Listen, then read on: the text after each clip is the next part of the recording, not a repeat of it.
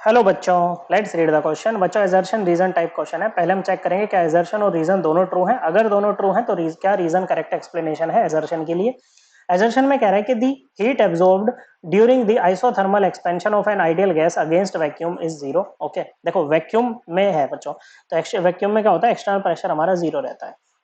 Okay, gas कैसी है, ideal gas है। ओके बच्चों, और heat absorb during isothermal expansion. Expansion क्या होता है, मतलब फाइनल वॉल्यूम ज्यादा होगा इनिशियल वॉल्यूम से, V2 would be greater than V1। Okay बच्चों, आइसोथर्मल मतलब इनिशियल टेम्परेचर फाइनल टेम्परेचर आपके इक्वल होंगे, मतलब चेंज इन टेम्परेचर यहाँ पर जीरो रहेगा। कह रहा है हीट एब्जॉर्ब्ड जो है वो क्या रहेगी बच्चों, जीरो होगी। ओके, देखो वर्क होता है माइनस का P external into change in volume. अब पी एक्सटर्नल तो जीरो है बच्चों, तो वर्क भी आपका जीरो आ गया बच्चों। क्या आ गया बच्चों, जीरो आ गया।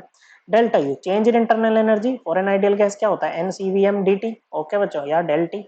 ओके, एन क्या है, नंबर ऑफ मोल, सीवीएम है molar heat capacity at constant volume, और डेल टी है चेंज इन टेम्परेचर। अब प्रोसेस कैसी, आइसोथर्मल, तो चेंज इन टेम्परेचर जीरो, तो डेल्टा यू भी आपका जीरो।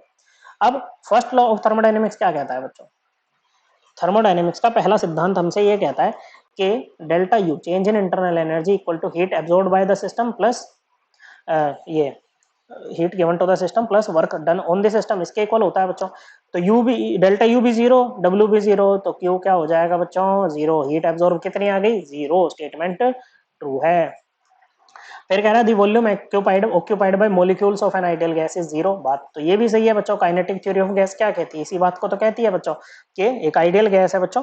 ओके, इसके पार्टिकल्स का volume with respect to volume of container क्या होता है, नेग्लिजिबल होता है। इसीलिए हम वी गैस क्या बोलते हैं बच्चों, equal to volume of container बोलते हैं।